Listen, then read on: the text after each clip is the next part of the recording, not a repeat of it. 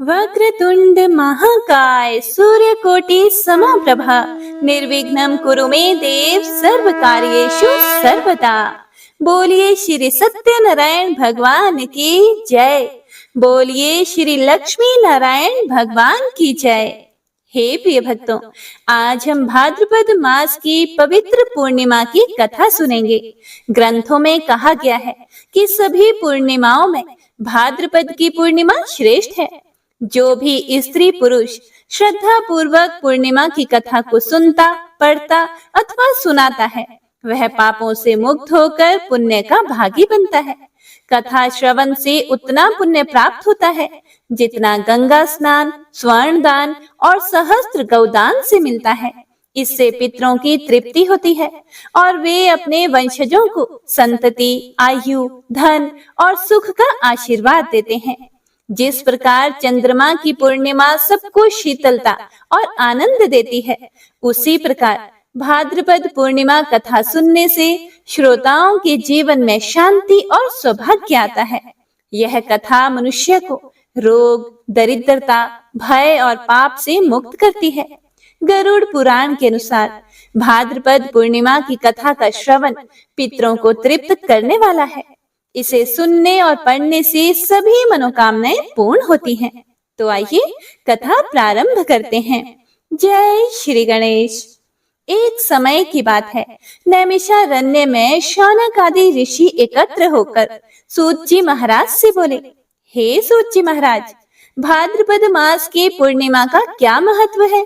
इस दिन कौन सी कथा और कौन सा व्रत करने से मनुष्य के पितृ और देवता प्रसन्न होते हैं? फिर श्री सूत जी महाराज ने विनम्र भाव से उत्तर दिया कि हे मुनियों, इस पूर्णिमा की अनेक कथाएं प्रचलित हैं। आज मैं आपको उनमें से प्रमुख कथाएं सुनाता हूँ। श्री सूत जी महाराज बोले, भाद्रपद पूर्णिमा के दिन महर्षि वेद व्यास जी ने अपने शिष्यों से कहा कि हे पुत्रों, आज का दिन केवल देवता और पितरों के लिए ही नहीं, बल्कि उन ऋषियों के लिए भी है जिन्होंने हमें ज्ञान दिया। देव यज्ञ से तृप्त होते हैं, पितृ श्राद्ध से तृप्त होते हैं और ऋषि ज्ञान व सम्मान से तृप्त होते हैं। इसीलिए आज के दिन अपने आचार्य और ऋषियों का पूजन अवश्य करें। हे प्रिय भक्तों, जो भी भक्त इस दिन अपने गुरु या आचार्य का सम्मान करता है, उसे विद्या, संतान और वैभव प्राप्त होता है। तो बोलिए समस्त ऋषि मुनियों की जय। श्री सूत जी महाराज आगे कहते हैं कि हे मुनियों, त्रिकुट पर्वत पर गजेंद्र नामक बलवान हाथी अपने परिवार सहित जलाशय में स्नान कर रहा था। अचानक एक मगरमच्छ ने उसका पैर पकड़ लिया। हाथी ने बहुत प्रयास किया, लेकिन अपने आप को वह छुड़ा ना सका। तब उस हाथी ने आकाश की ओर सूंड उठाकर भगवान श्री हरि विष्णु को पुकारा कि हे नाथ, अब आप ही मेरी रक्षा कीजिए। और तुरंत ही भगवान श्री हरि विष्णु गरुड़ पर सवार होकर आए और अपने सुदर्शन चक्र से मगरमच्छ का वध करके गजेंद्र को मुक्त किया। हे प्रिय भक्तों, यह घटना भाद्रपद पूर्णिमा की ही थी। इसीलिए इस दिन गजेंद्र मोक्ष स्तोत्र का पाठ करने से मनुष्य को सभी संकटों से मुक्ति और विष्णु धाम की प्राप्ति होती है। तो बोलिए गजेंद्र मोक्षदाता भगवान श्री हरि विष्णु की जय।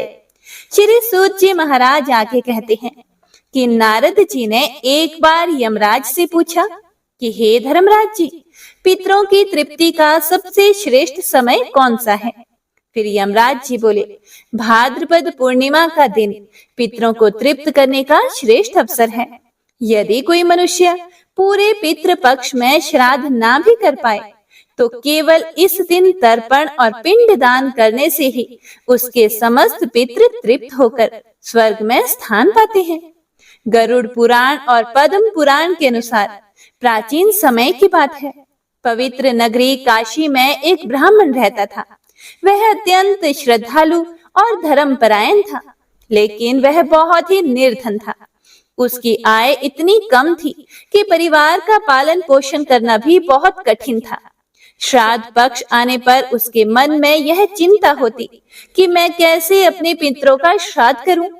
अन्न का प्रबंध तो बड़ा मुश्किल है। पिंडदान और ब्राह्मण भोज में कैसे करूं?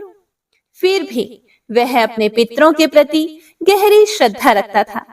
उस ब्राह्मण ने अपने मन में सोचा कि हे पितरों, मैं निर्धन तो अवश्य हूं, लेकिन आपका स्मरण और सेवा करना मेरा कर्तव्य है। पूरे पितृ पक्ष में श्राद्ध करने की शक्ति तो मुझ में नहीं है, लेकिन मैं पूर्णिमा के दिन अवश्य ही तर्पण करूंगा, क्योंकि शास्त्रों में कहा गया है कि भाद्रपद की पूर्णिमा का श्राद्ध पूरे पितृ पक्ष के बराबर फलदायक है। ऐसा सोचकर उस ब्राह्मण ने भाद्रपद पूर्णिमा का दिन चुना। पूर्णिमा के दिन प्रातः काल स्नान करके वह ब्राह्मण गंगा जी के तट पर गया। उसने वहां कुशा, तिल, जल और थोड़े से अन्न से विधि पूर्वक पितरों का जल तर्पण किया। कुशा से पिंड बनाए और अत्यंत श्रद्धा भाव से मंत्रोच्चारण करते हुए अर्पित किया।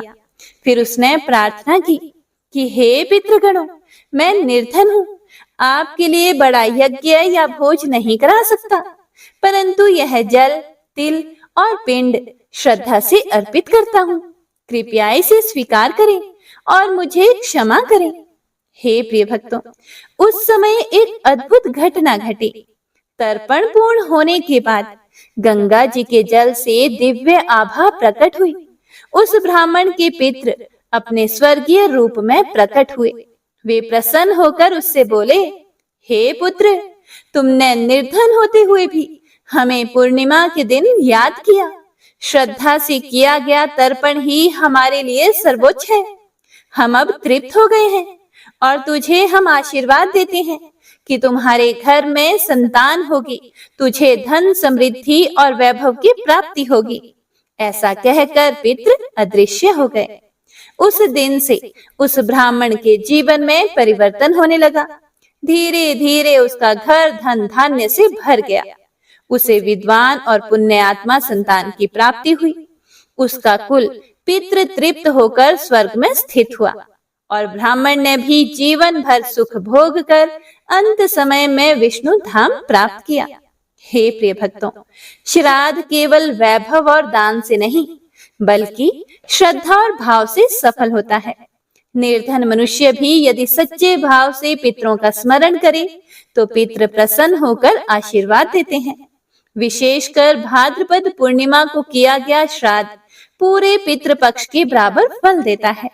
इसीलिए कहा गया है, श्रद्धा ही श्राद्ध का आधार है। तो बोलिए पितृ देवताओं की जय। श्री सूत जी महाराज आगे बोले कि नारद जी एक बार वैकुंठ गए और भगवान श्री हरि विष्णु से पूछा कि हे प्रभु, कौन सा व्रत मनुष्य के सारे दुख हर लेता है? फिर भगवान विष्णु ने कहा, हे नारद, भाद्रपद पूर्णिमा को जो भक्त सत्यनारायण व्रत करता है और कथा सुनता है, उसके सभी पाप नष्ट होकर जीवन में सुख समृद्धि आती है। इस व्रत का प्रसार स्वयं नारद जी ने किया और असंख्य भक्तों का कल्याण हुआ। बोलिए श्री सत्यनारायण भगवान की जय। बोलिए नारद मुनि की जय। महाभारत में आता है कि युधिष्ठिर ने अनंत चतुर्दशी को व्रत किया था। इसके बाद भाद्रपद पूर्णिमा तक पितृतर्पण और विष्णु पूजन करने से अनंत पुण्य की प्राप्ति होती है। हे प्रिय भक्तों, जरा सोचिए, हम देवताओं की पूजा करते हैं, पितरों का श्राद्ध करते हैं, पर यदि हम अपने गुरुओं और ऋषियों का सम्मान ना करें तो क्या हमारी साधना पूर्ण होगी? नहीं। इसीलिए भाद्रपद पूर्णिमा का महत्व तीनों का संगम है, देव, पितृ और ऋषि।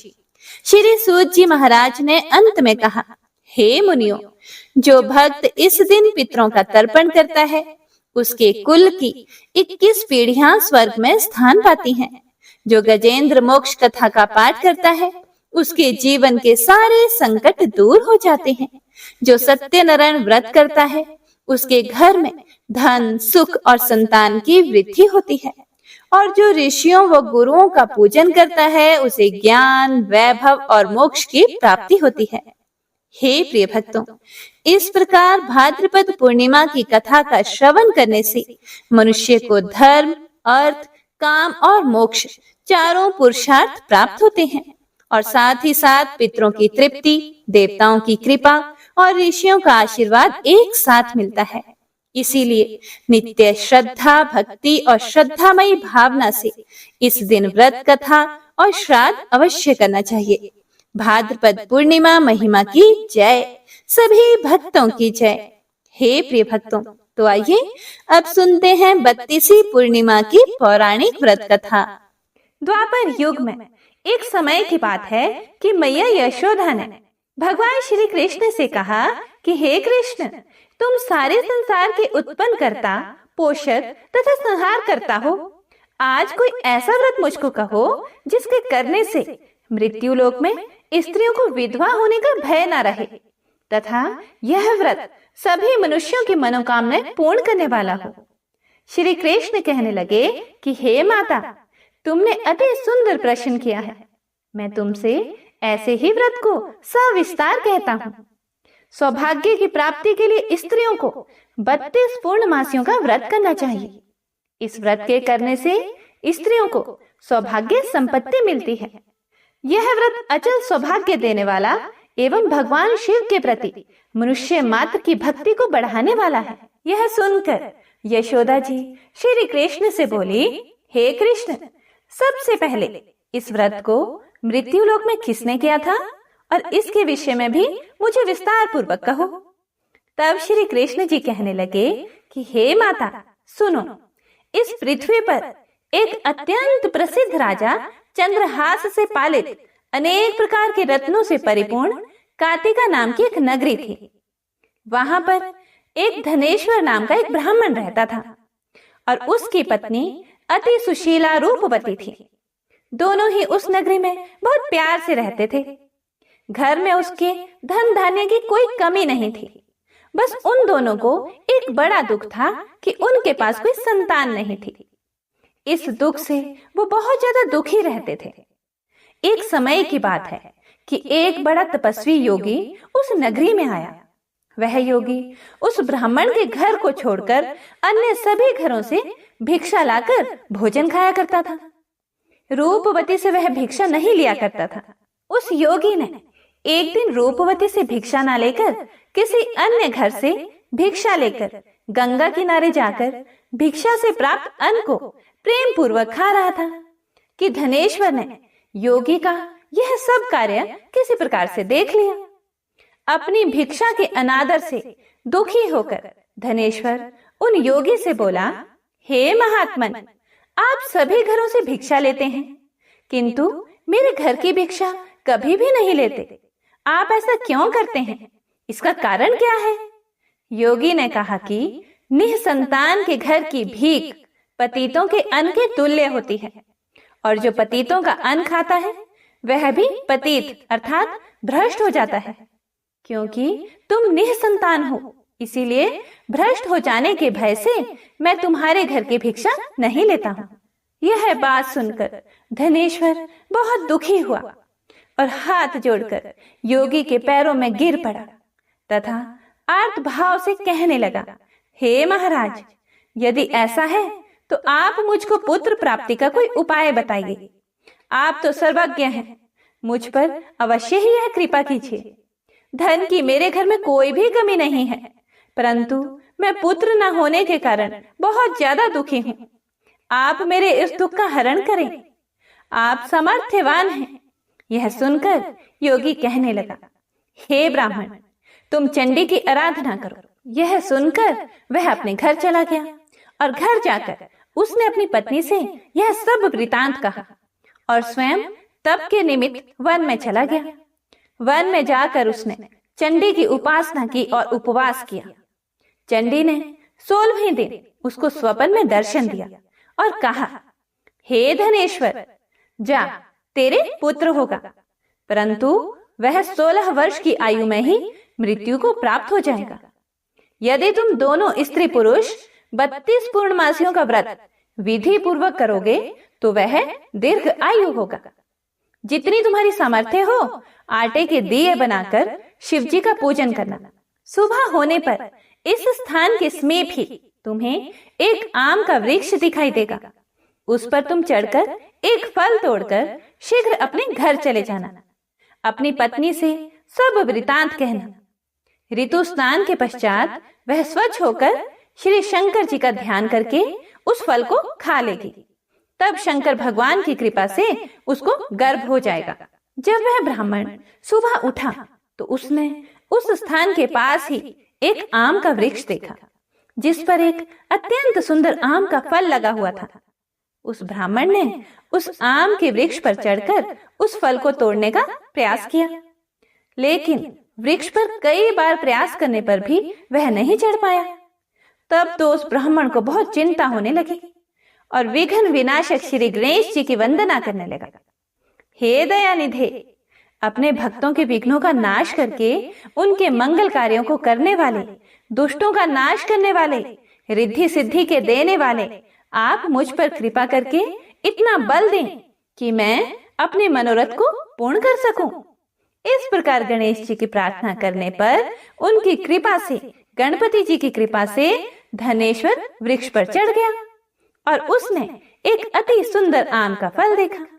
उसने विचार किया कि जो वरदान से फल मिला था वह यह है और कोई फल दिखाई नहीं देता। उस धनेश्वर ब्राह्मण ने जल्दी से उस फल को तोड़कर अपनी पत्नी को लाकर दे दिया और उसकी पत्नी ने अपने पति के कहे अनुसार उस फल को खा लिया और वह गर्भवती हो गई। देवी जी की असीम कृपा से उसे एक अत्यंत सुंदर पुत्र उत्पन्न हुआ, जिसका नाम उन्होंने देवी दास रखा। माता पिता के हर्ष और शोक के साथ वह बालक शुक्ल पक्ष के चंद्रमा की भांति अपने पिता के घर में बढ़ने लगा। भवानी की कृपा से वह बालक बहुत ही सुंदर, सुशील और विद्या पढ़ने में बहुत ही निपुण हो गया। दुर्गा जी की आज्ञा अनुसार उसकी माता ने 32 पूर्णमासी का व्रत रखना शुरू कर दिया, जिससे उसका पुत्र बड़ी आयु वाला हो जाए। जैसे ही उनके पुत्र देवीदास को 16वां वर्ष लगा तो उनके माता पिता को बड़ी चिंता हो गई कि कहीं उनके पुत्र की इस वर्ष मृत्यु न हो जाए। इसीलिए उन्होंने अपने मन में विचार किया कि यदि यह दुर्घटना उनके सामने हो गई तो वे कैसे सहन कर सकेंगे। फिर उन्होंने देवीदास के मामा को बुलाया और कहा कि हमारी इच्छा है कि देवीदास 1 वर्ष तक काशी में जाकर विद्या अध्ययन करे और उसको अकेला भी नहीं छोड़ना चाहिए। इसीलिए साथ में तुम चले जाओ और 1 वर्ष के बाद इसको वापस लौटा लाना। सब प्रबंध करके उसके माता पिता ने काशी जाने के लिए देवीदास को एक घोड़े पर बैठाकर उसके मामा को उसके साथ भेज दिया। लेकिन यह बात उसके मामा या किसी और से नहीं कही। फिर धनेश्वर ने अपनी पत्नी के साथ मिलकर अपने पुत्र की मंगल कामना तथा दीर्घ आयु के लिए भगवती दुर्गा की आराधना और पूर्णमासियों का व्रत करना शुरू कर दिया। इस प्रकार बराबर 32 पूर्णमासी का व्रत पूरा किया। कुछ समय के बाद एक दिन वह दोनों मामा भांजा मार्ग में रात्रि बिताने के लिए किसी गांव में ठहरे हुए थे। उस दिन उस गांव में एक ब्राह्मण की अत्यंत सुंदरी, सुशीला, विदुषी और गुणवती कन्या का विवाह होने वाला था। जिस धर्मशाला के अंदर वर और उसकी बारात ठहरी हुई थी, उसी धर्मशाला में देवीदास और उसके मामा भी ठहरे हुए थे। संयोगवश कन्या को तेल आदि चढ़ाकर मंडप आदि का कृत्य किया गया तो लगन के समय वर को धनुर्वात हो गया, मतलब एक प्रकार का रोग जिसमें हड्डियां टेढ़ी हो जाती हैं, लकवा हो गया। फिर वर के पिता ने अपने कुटुंबियों से परामर्श करके निश्चय किया कि यह देवीदास मेरे पुत्र जैसा ही सुंदर है, मैं इसके साथ ही लगन करा दूं और बाद में विवाह के जो अन्य कार्य होंगे वो मेरे लड़के के साथ हो जाएंगे। ऐसा सोचकर देवीदास के मामा से जाकर बोला कि तुम थोड़ी देर के लिए अपने भांजे को हमें दे दो, जिससे विवाह के लगन का सब कृत्य सुचारू रूप से हो सके। तब उसका मामा कहने लगा कि जो कुछ भी मधुपर्क आदि कन्यादान के समय वर को मिले वह सब हमें दे दिया जाए, तो मेरा भांजा इस बारात का दूल्हा बन जाएगा। मामा को लालच आ गया था। यह बात वर के पिता ने स्वीकार कर ली। फिर मामा ने अपना भांजा वर बनने को भेज दिया और उसके साथ सब विवाह कार्य रात्रि में विधि पूर्वक संपन्न हो गया। पत्नी के साथ वह भोजन ना कर सका और अपने मन में सोचने लगा कि ना जाने यह कैसी स्त्री होगी। वह एकांत में इसी सोच में गर्म निश्वास छोड़ने लगा। उसकी आंखों में आंसू भी आ गए। तब वधू ने पूछा कि क्या बात है, आप इतने उदासीन व दुखी क्यों हो रहे हैं? तब उसने सब बातें जो वर के पिता व उसके मामा में हुई थी उस दुल्हन को बता दी। तब वह कन्या कहने लगी कि यह ब्रह्म विवाह के विपरीत हो कैसे सकता है? देव, ब्राह्मण और अग्नि के सामने मैंने आपको ही अपना पति बनाया है, इसीलिए आप ही मेरे पति हैं। मैं आपकी ही पत्नी रहूंगी, किसी अन्य की कदापि नहीं बनूंगी। तब देवीदास ने कहा, ऐसा मत करिए, ऐसा मत कहिए, क्योंकि मेरी आयु बहुत थोड़ी सी है। मेरे पश्चात आपकी क्या गति होगी? इन बातों को अच्छी तरह से विचार कर लीजिए। परंतु वह लड़की तो बहुत ही दृढ़ विचार वाली थी। बोली कि जो आपकी गति होगी वही मेरी गति होगी। हे स्वामी, आप उठिए और भोजन कीजिए, आप निश्चय ही भूखे होंगे। इसके बाद देवीदास और उसकी पत्नी दोनों ने भोजन किया तथा शेष रात्रि वे सोते रहे। सुबह होते ही देवीदास ने अपनी पत्नी को 3 नगों से जड़ी हुई एक अंगूठी दी, एक रुमाल दिया और बोला, हे प्रिय, इसे ले लो और संकेत समझकर स्थिर मन हो जाओ। मेरा मरण और जीवन जानने के लिए एक पुष्प वाटिका बना लो, उसमें सुगंधी वाली एक नव मलिका लगा लो। उसको प्रतिदिन जल से सिंचा करो और आनंद के साथ खेलो कूदो तथा उत्सव मनाओ। जिस समय और जिस दिन मेरा प्राणांत होगा, अर्थात जिस दिन मेरी मृत्यु हो जाएगी, ये फूल सूख जाएंगे और जब ये फिर हरे हो जाएं, तो जान लेना कि मैं जीवित हूँ। यह बात निश्चय करके समझ लेना, इसमें कोई भी संशय नहीं है। यह समझाकर वह चला गया। सुबह होते ही वहां पर गाजे बाजे बजने लगे और जिस समय विवाह के कार्य समाप्त करने के लिए वर तथा सब बाराती मंडप में आए, तो कन्या ने वर को भली प्रकार से देखकर अपने पिता से कहा कि यह मेरा पति नहीं है। मेरा पति वही है जिसके साथ रात्रि में मेरा पाणी ग्रहण हुआ था। इसके साथ मेरा विवाह नहीं हुआ है। यदि यह वही है तो बताएं कि मैंने इसको क्या दिया। मधुपर्क और कन्यादान के समय जो मैंने भूषण आदि दिए थे उन्हें दिखाएं तथा रात में मैंने क्या गुप्त बातें कही थी वह सब मुझे सुनाएं। पिता ने उसके कहे अनुसार वर को बुलवाया। कन्या की यह बातें सुनकर वह कहने लगा कि मैं तो कुछ भी नहीं जानता। इसके पश्चात लज्जित होकर वह अपना समूह लेकर वहां से चला गया और सारी बारात भी अपमानित होकर वहां से लौट गई। भगवान श्री कृष्ण बोले, हे माता, इस प्रकार देवीदास काशी विद्या अध्ययन के लिए चला गया। जब कुछ समय बीत गया तो काल से प्रेरित होकर एक सांप रात्रि के समय उसको डसने के लिए वहां पर आया। उस विषधर के प्रभाव से उसके शयन का स्थान चारों ओर से विष की ज्वाला से विषैला हो गया, लेकिन व्रतराज के प्रभाव से उसको काटने ना पाया, क्योंकि पहले ही उसकी माता ने 32 पूर्णिमा का व्रत कर रखा था। इसके बाद मध्याह्न के समय स्वयं काल वहां पर आया और उसके शरीर से उसके प्राणों को निकालने की कोशिश करने लगा, जिससे वह मूर्छित होकर पृथ्वी पर गिर पड़ा। भगवान की कृपा से उसी समय पार्वती जी के साथ श्री शंकर जी वहां पर आ गए।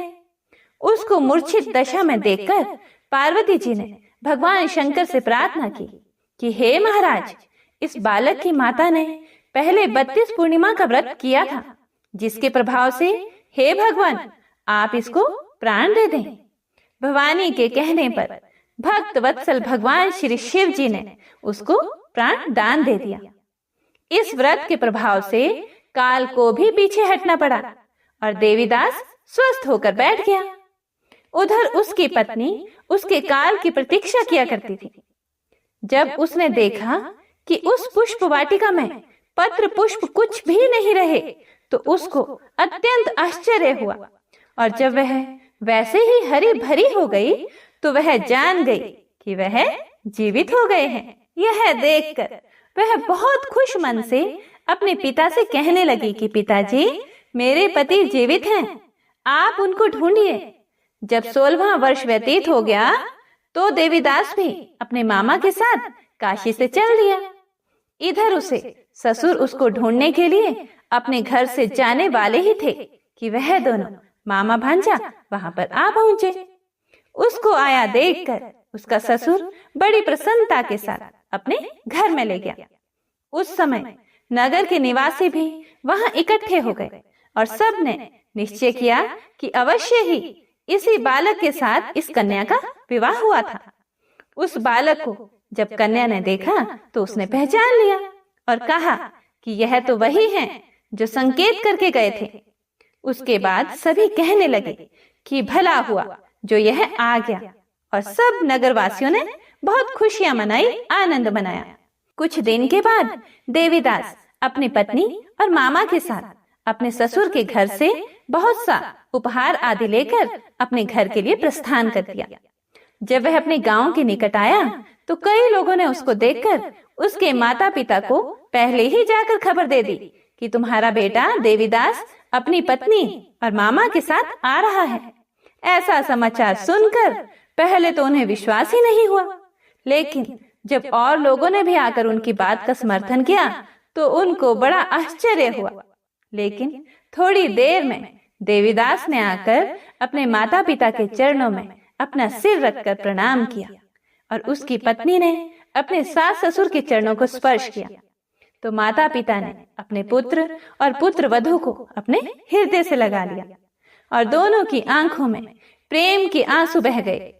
अपने पुत्र और पुत्र वधू के आने की खुशी में धनेश्वर ने बड़ा भारी उत्सव किया और ब्राह्मणों को भी बहुत सा दान दक्षिणा देकर प्रसन्न किया।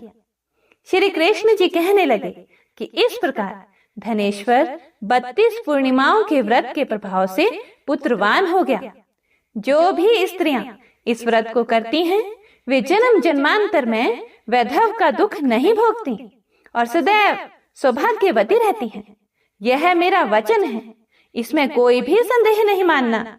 यह व्रत पुत्र पौत्रों को देने वाला तथा संपूर्ण मनोकामनाओं को पूर्ण करने वाला है। 32 पूर्णिमाओं के व्रत करने से व्रती की सब इच्छाएं भगवान शिव की कृपा से पूर्ण हो जाती हैं। प्रेम से बोले शंकर भगवान की जय, माता पार्वती की जय। एक अन्य कथा के अनुसार पूर्णिमा व्रत की जो लौकिक कथा आती है वह इस प्रकार है।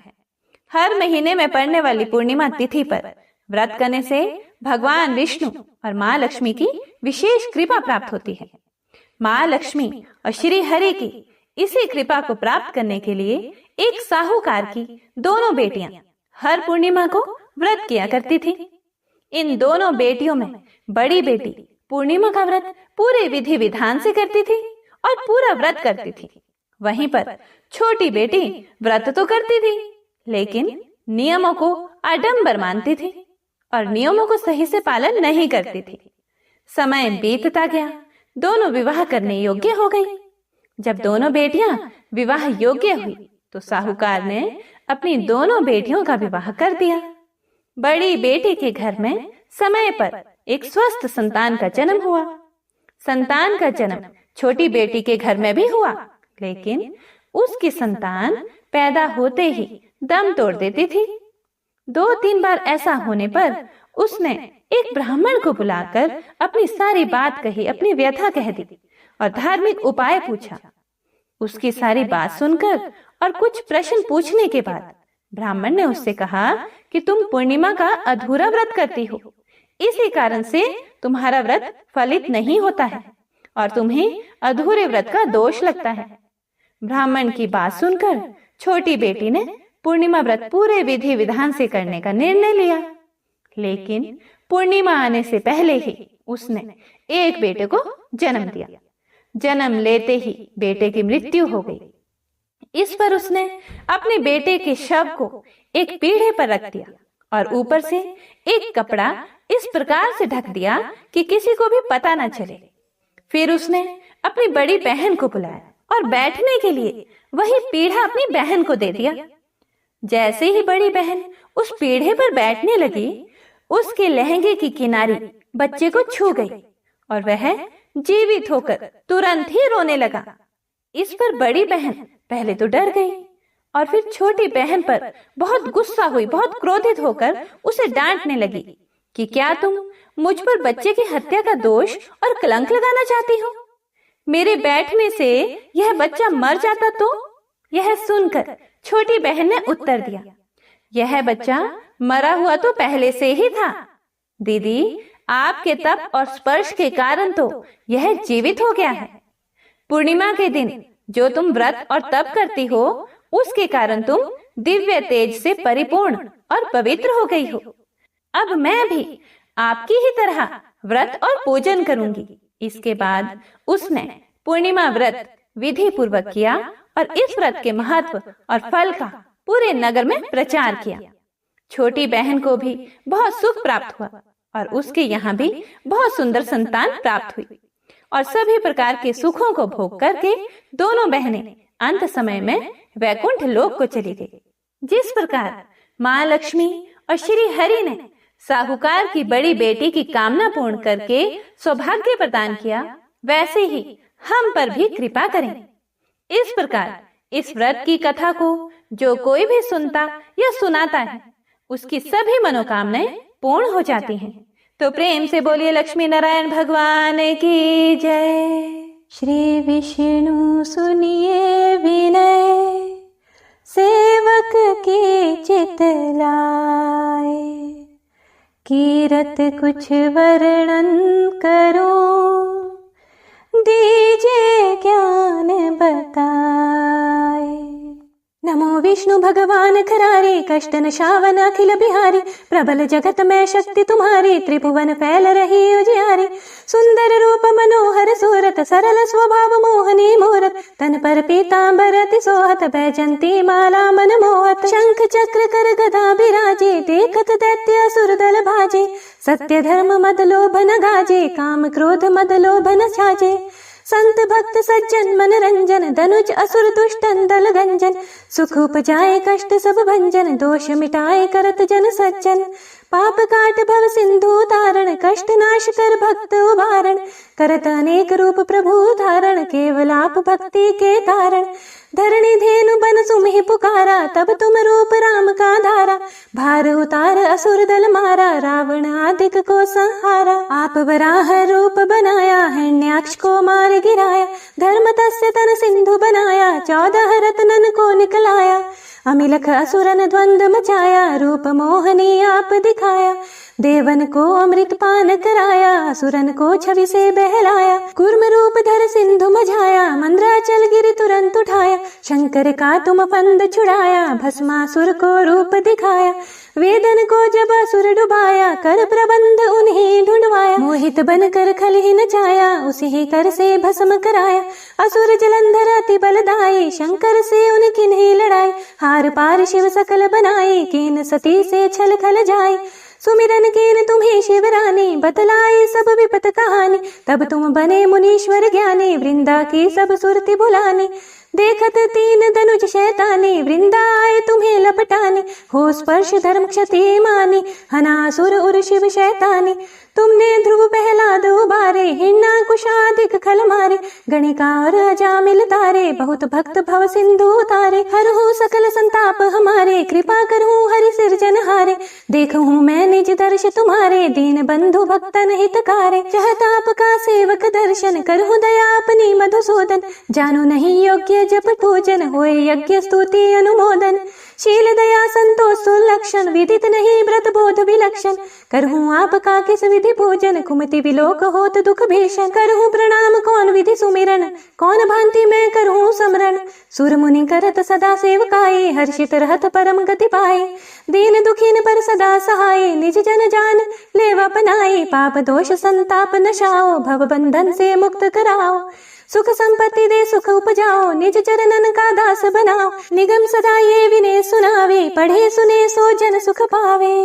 इति श्री विष्णु चालीसा संपूर्ण। प्रेम से बोलिए विष्णु भगवान की जय, माता लक्ष्मी की जय।